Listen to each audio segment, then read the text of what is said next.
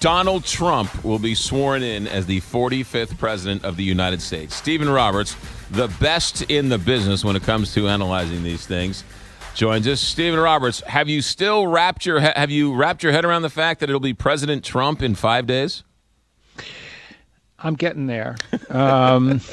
Like a lot of Americans, I have mixed feelings. On one hand, I deeply believe we have one president at a time, and that it's very important for the country to acknowledge that. You know, I go back to 16 years ago when George Bush won the presidency under very trying circumstances for the Democrats, and yet Al Gore and every Democrat on down said, okay, as deeply as we resent the way this all happened, we're going to accept Bush as president.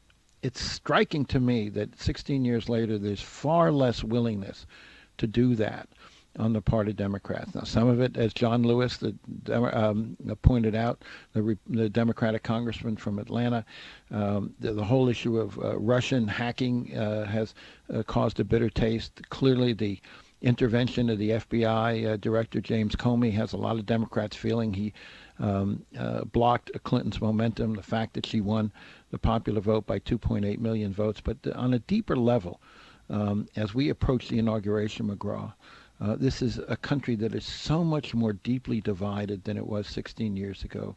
The bitterness is so much greater. We've just been through a year where the Republican Senate wouldn't even hold a hearing for a Democratic nominee for the Supreme Court vacancy.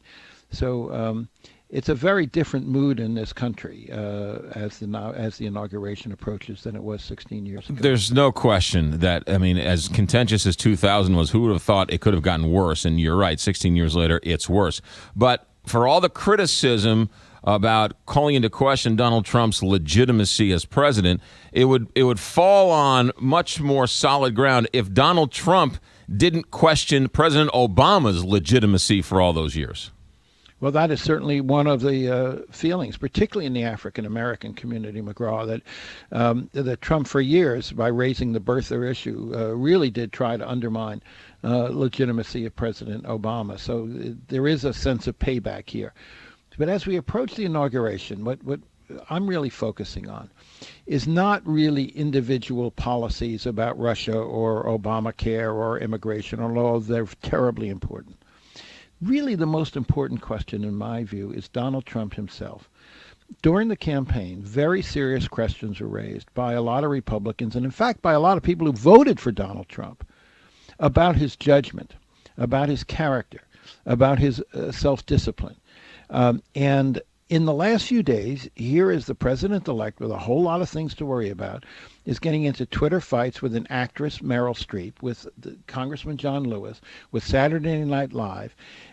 And there is a profound sense of anxiety in Washington that this man does not understand the consequences of what he says as he becomes president. CIA Director John Brennan yesterday, in a very telling interview, said this is very dangerous, and that the president-elect has to exert much more self-discipline when it comes to issues of defense and national security, because the whole world vibrates on every word that he says. How much stock do you put in the criticism of the conflict of interest owning hotels around the world, foreign interests, foreign governments having loans out to the Trump Inc.?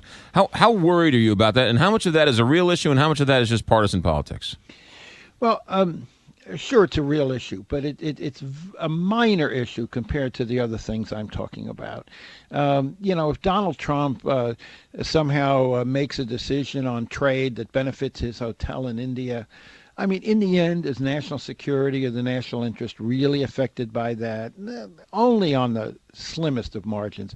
Those issues, in my view, are far, far less important than the central questions about whether this man understands the gravity of the job he's about to undertake, and does he operate and behave in a way that doesn't drive everybody crazy every day. And I think John Brennan is exactly right when he says that that spontaneity is the enemy of careful and deliberate and responsible decision making. But Trump seems to be feeling that everything is about him, that he can't avoid getting into these fights over people who he feels have insulted him. And, last night on 60 Minutes, McGraw, Barack Obama was asked by Steve Croft, what have you learned in the presidency? What's the most important skill that a president has? And the first thing Obama said was, develop a thick skin. And that is a lesson that Donald Trump has got to understand and got to learn. Stephen Roberts, ABC News political analyst, thank you for your expert analysis. As always, have a good week. Thanks. Okay, pal. 7:57 here, Big 550, KTRS. Quickly, let me tell you about Bowen Dental Care. Do not